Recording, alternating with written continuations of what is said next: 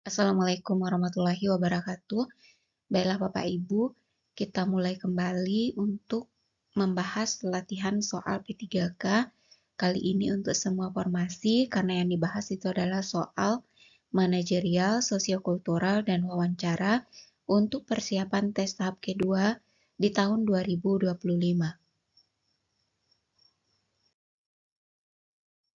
Soal yang pertama, Anda adalah orang kepercayaan atasan Anda. Anda memiliki banyak tugas setiap harinya. Suatu hari, Anda diminta atasan untuk menemani cucunya yang baru pulang dari luar negeri untuk mengelilingi kota melihat tempat wisata. Maka sikap Anda adalah A. Saya akan mengerjakan tugas tersebut jika mendesak. B. Saya meminta rekan kerja yang lain yang tidak sibuk. C. Saya menerima tugas tersebut. D. Saya mengutamakan tugas saya terlebih dahulu. Nah, di sini kita bisa mengeliminasi jawaban-jawaban yang kira-kira yang tidak tepat. Yang A, ada kata-kata jikanya. Seperti saya jelaskan sebelumnya di tips dan trips menjawab soal P3K, kita harus menghilangkan kata ada jika. Jika terdesak, jika ada imbalan, jika pangkat dinaikkan, nah itu harus kita hindari. Maka A bisa kita hilangkan. Yang B, saya meminta rekan kerja yang lain yang tidak sibuk. Berarti kita mengalihkan tanggung jawab kepada orang lain. Ini juga tidak tepat. Yang tepat itu adalah kita menerima tugas tersebut. Jadi tidak ada alasan apapun. Kalau yang D, saya mengutamakan tugas saya terlebih dahulu. Nah, walaupun kita punya pekerjaan lain, namun karena atasan meminta tugas ini lebih dahulu, maka kita kerjakan itu terlebih dahulu. Maka jawabannya itu adalah C. Saya menerima tugas tersebut. Soal kedua, syarat yang tertera pada sebuah lowongan pekerjaan adalah tidak bertato. Anda memiliki tato di lengan kiri Anda. Biasanya tato tersebut tertutup oleh baju lengan panjang Anda. Anda sangat tertarik dengan pekerjaan tersebut. Maka sikap Anda adalah A. Berusaha tetap memasukkan lamaran karena itu adalah pekerjaan impian saya. B. Berusaha mencari lowongan pekerjaan lain. C. Menutupi tato sebaik mungkin. D. Jujur kepada HRD dan mengemukakan kelebihan Anda yang lain. Di sini kita sudah tidak memenuhi syarat. Dia tidak boleh bertato, sedangkan kita bertato. Meskipun itu tertutup oleh pakaian, kita tidak boleh memaksakan karena kita tidak memenuhi syaratnya. Maka yang harus kita lakukan itu kita berusaha mencari lowongan pekerjaan lain. Meskipun pekerjaan tersebut pekerjaan impian kita. Soal ketiga, rekan kerja Anda ingin mengambil cuti untuk pergi jalan-jalan bersama keluarganya di bulan depan. Cuti yang diambilnya bertepatan dengan tanggal rapat penting perusahaan dan memaparkan program kerja divisi. Hal ini sangat penting, maka sikap Anda adalah A. Mencoba berbicara kepada atasan agar tidak memberikan cuti kepada rekan Anda karena kegiatan tidak akan berjalan lancar tanpa kehadirannya. B. Berbicara berdua dengan rekan Anda dan memberi pemahaman kepadanya agar dia bisa menjadwalkan ulang cuti liburannya. C. Tidak mempermasalahannya karena Anda bisa menghandle semua pekerjaan sendiri. D.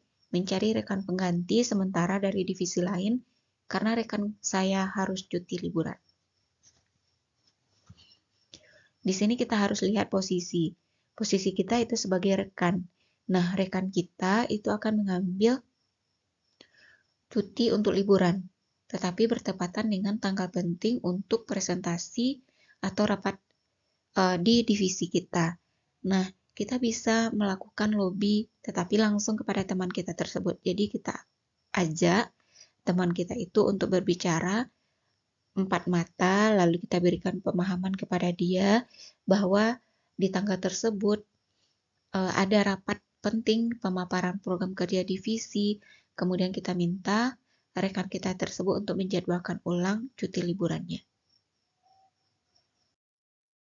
Soal keempat, Anda sedang kehausan dan memutuskan membeli 2 minuman. Anda duduk di bangku taman. Sebelum Anda minum, datang seorang anak berpakaian lusuh menghampiri Anda dan meminta sebotol minuman Anda karena dia sangat kehausan. Anda sedikit mencurigai anak tersebut karena dari kejauhan ada dua orang pemuda yang mengawasinya. Maka sikap Anda adalah A. Meminta maaf dan tidak mau memberikan minuman kepada anak tersebut.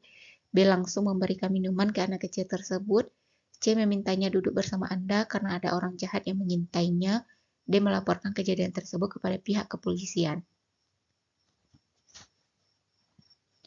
Di sini kita melihat permasalahan yang harus diselesaikan cepat, yaitu anak itu datang, dia minta minuman kita karena dia sangat kehausan. Nah, kalau sangat kehausan, tentu solusi pertamanya adalah kita langsung memberikan minuman kepada anak kecil tersebut. Pilihannya itu adalah B.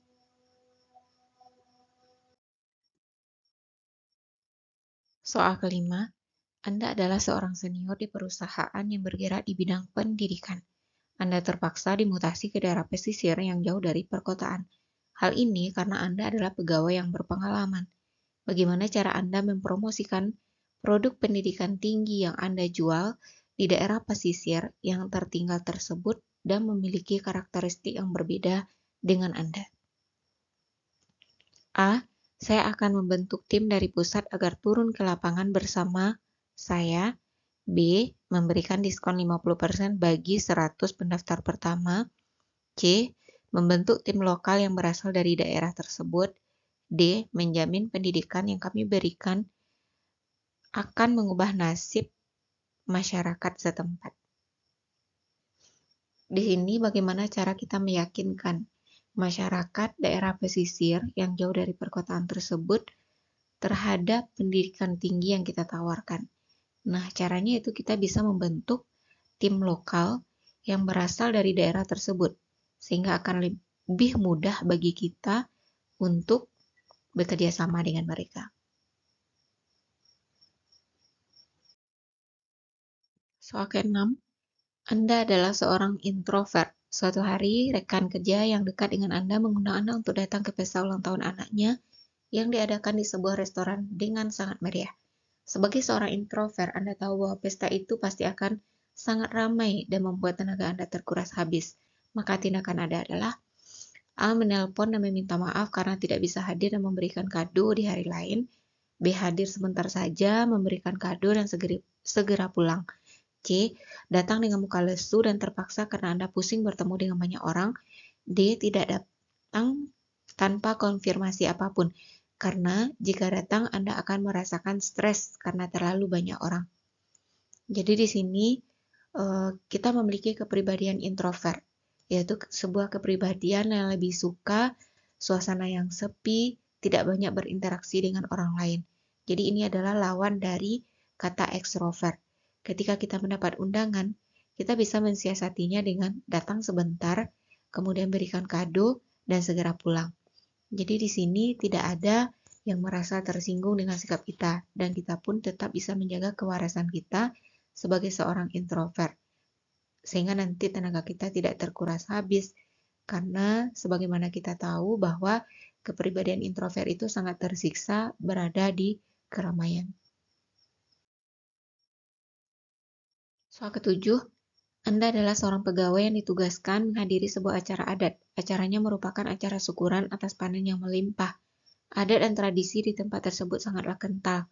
Anda diminta oleh tokoh masyarakat di daerah tersebut untuk membuka acara.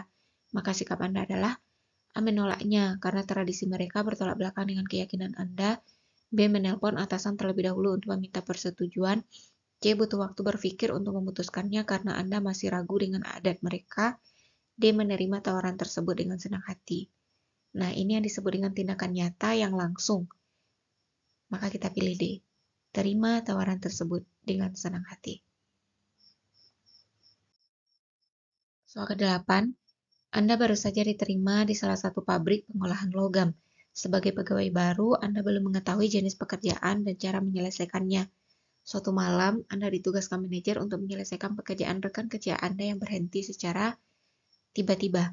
Manajer Anda memberikan tugas tersebut kepada Anda karena dia percaya dengan kemampuan Anda, apalagi Anda adalah lulusan terbaik dari universitas Anda.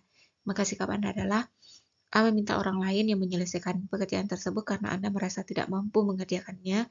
B. Segera melakukan pekerjaan tersebut dan menyelesaikan ala kadarnya.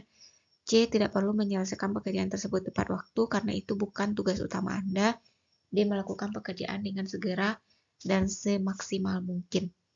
Nah, ketika seorang atasan, manajer, ataupun apapun itu namanya sudah menugaskan suatu pekerjaan, walaupun pekerjaan tersebut bukan tugas pokok kita, namun dia sudah percaya kita bisa menyelesaikannya, maka kita lakukan pekerjaan itu dengan semaksimal mungkin. Soal ke-9, Anda diundang oleh teman dekat Anda semasa sekolah untuk menghadiri acara pernikahannya. Dia sangat berharap Anda bisa datang. Namun teman dekat yang Anda sesama rekan kerja juga menikah di hari yang sama. Sebagai teman yang baik, yang akan Anda lakukan adalah A. Mengirimkan kado ke keduanya agar mereka tidak tersinggung. B. Mendatangi acara pernikahan rekan kerja saja karena saya lebih dekat dengannya sekarang. C. Mengucapkan selamat ke keduanya dan mengirimkan kado masing-masing. D. Mendatangi acara pernikahan rekan semasa sekolah saja, sekalian reuni. Nah, kita tidak bisa memilih antara keduanya. Maka kita ambil jalan tengah, ucapkan selamat, lalu kita kirimkan kado kepada keduanya, sehingga nanti tidak ada yang tersinggung atau merasa dianaktirikan di antara kedua sahabat kita ini.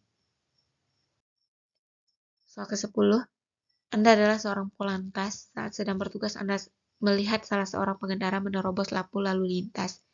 Anda menghentikan pengendara tersebut. Setelah melihat ke dalam kendaraannya, ternyata ada salah satu korban kecelakaan di dalamnya dan akan dibawa ke rumah sakit. Tindakan yang Anda lakukan adalah menasihatinya bahwa tindakannya dapat membahayakan dirinya dan pengguna jalan lain, memberikan tilang dan menasihatinya bahwa tindakannya sangat berbahaya, memberikan tilang dengan tegas sesuai dengan aturan yang berlaku, dia membantu membawa korban ke rumah sakit dan memberikan surat tilang setelah itu. Jadi di sini kita dihadapkan pada tugas kemudian juga sisi kemanusiaan. Jadi pengendara ini sudah melakukan pelanggaran, maka itu seharusnya harus ditilang. Namun karena ada orang yang harus dibawa ke rumah sakit, maka itu yang kita utamakan terlebih dahulu. Membantu membawa korban ke rumah sakit, lalu setelah itu baru diberikan surat tilang. Demikianlah 10 soal sosiokultural dan wawancara yang mungkin bisa membantu Bapak Ibu untuk melatih kemampuan memahami soal P3K untuk persiapan tes di tahun 2025 ini. Demikian saja. Assalamualaikum warahmatullahi wabarakatuh.